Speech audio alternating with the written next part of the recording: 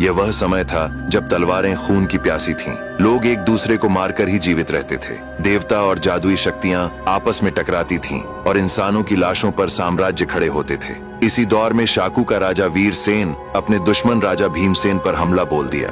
कई दिनों तक भयानक युद्ध हुआ, लेकिन इतने दिनों के युद्ध में वीरसेन की सारी सेना मारी गई और वीरसेन किसी तरह अपनी जान बचाकर अपने राज्य की उत्तर दिशा की ओर निकल गया।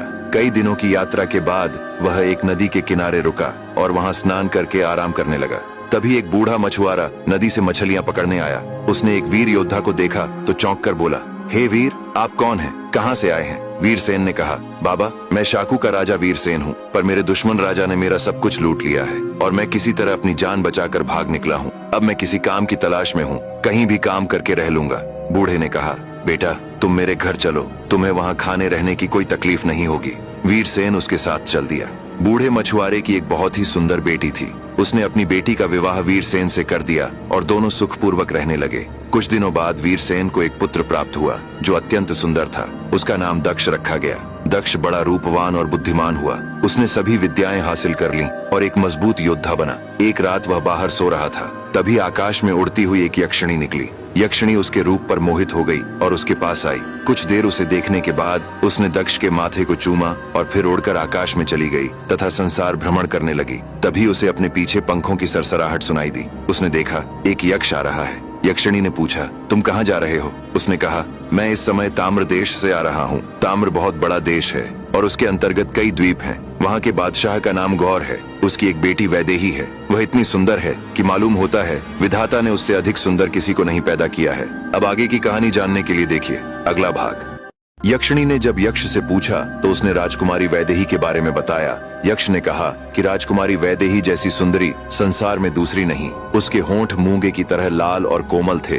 तिरछी मद भरी आंखों में ऐसा आकर्षण था कि देखने वाला ठिठक जाए। उसकी चाल हंसिनी सी मृदुल थी और वाणी में चांदी की घंटियों सी मधुर खनक। जब वह हंसती तो मानो फूल झर पड़ते। उसके पिता बादशाह गौर ने करोड़ों अशर्फियां खर्च कर उसके लिए 7 खंडों का अद्भुत महल बनवाया है। महल के चारों ओर विस्तृत वाटिका है जहां तरह तरह के फलदार और पुष्पित वृक्ष सजे हैं, जिसकी सुगंध से वातावरण महकता रहता है।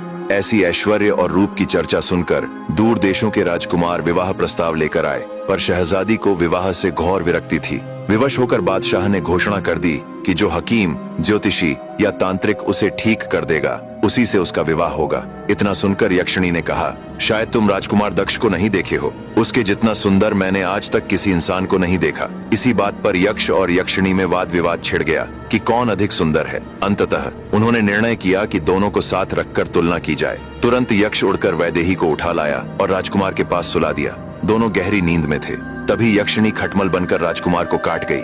वह जागा और बगल में सोई वैदेही को देखकर मोहित हो गया।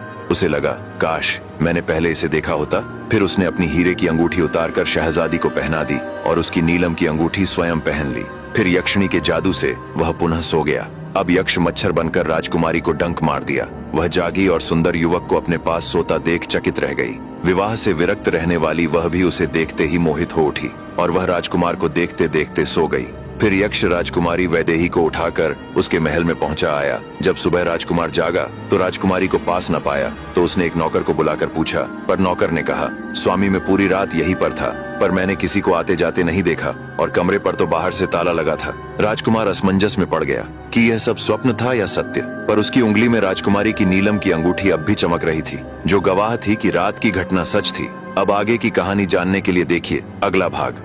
यक्षिणी और यक्ष की वजह से राजकुमारी वैदेही और राजकुमार दक्ष एक साथ एक कमरे में ही थे, लेकिन सुबह होते ही यक्ष फिर वैदेही को उसके महल में पहुंचा आया। सुबह दक्ष सोच में पड़ गया कि रात में उसके साथ वह राजकुमारी कौन थी और इसी तरह दक्ष उस राजकुमारी के विचार में दिन रात डूबा रहता। एक दिन उसकी तलाश में दक्ष निकल पड़ा। चलते चलते वह एक नगर में पहुंचा।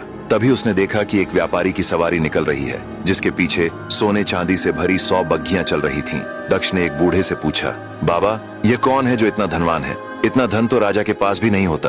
बूढ़े ने कहा, बेटा, इसकी कहानी बहुत ही अनोखी है। अब ध्यान से सुनो। इसका नाम व्याड़ी है। व्याड़ी के माता पिता बचपन में ही मर गए थे और इसने गरीबी में जीवन व्यतीत किया। जो लोग ब्याज पर पैसे देते थे उनके यहाँ यह काम करता था। एक दिन व्याड़ी ने देखा कि व्यापारी विशाखिल एक आदमी को डांटते हुए कह रहा था, देखो, फर्श पर पड़े इस मरे हुए चूहे को भी एक चतुर आदमी सोने में बदल सकता है, और मैंने तुम्हें सैकड़ों चांदी के सिक्के दिए थे, फिर भी तुमने सब कुछ गंवा दिया। तुम बेवकूफ हो। तभी व्याड़ी बोला, महाशय, मैं आपसे इस चूहे को अपनी पहली पूंजी के रूप में मांगता हूँ। ये सुनकर विशाखिल हंस पड़ा और बोला, इस मरे हुए चूहे की मुझे कोई जरूरत नहीं, ले जाओ। लड़के ने उसे उठाया और एक पत्ते में लपेट कर रख लिया, फिर कोयले से एक पत्ते पर लिख दिया, मुझे महान व्यापारी से कर्ज के रूप में एक चूहा मिला। फिर उसने पत्ते को रसीद के रूप में विशाखिल को सौंप दिया। विशाखिल ने उसे पागल समझा और उस पत्ते को अपनी पुरानी लोहे की तिजोरी में रख लिया। व्याड़ी तुरंत बाजार गया और मरे हुए चूहे को एक बिल्ली पालने वाले आदमी से 2 मुट्ठी चने के बदले बेच दिया। अपना पहला मुनाफा पाकर वह बहुत खुश हुआ। फिर चने को भूनकर पीस लिया और कुएं से ठंडा पानी लेकर शहर के बाहर धूल भरी सड़क पर चला गया, जहां हर शाम भूखे प्यासे लकड़हारे गुजरते थे। जब पहला लकड़हारा पसीने से लथपथ आया तो व्याड़ी ने मुस्कुराकर प्रणाम किया और बोला, काका, आप थके और प्यासे हैं, कृपया ये ठंडा पानी और एक मुट्ठी मीठा चना ले लीजिए, जिससे आपको ताकत मिलेगी। लकड़हारे के चेहरे पर मुस्कान आ गई। उसने ठंडा पानी पिया और धन्यवाद के रूप में व्याड़ी को 2 लकड़ी के लट्ठे दे दिए। इसी तरह उस शाम जितने भी लकड़हारे गुजरे, उन्होंने पानी और चने के बदले उसे लकड़ी के लट्ठे दिए। जब वह शाम को वापस आया तो उसके पास लकड़ी का एक बड़ा ढेर हो गया था। अब आगे की कहानी जानने के लिए देखिए अगला भाग।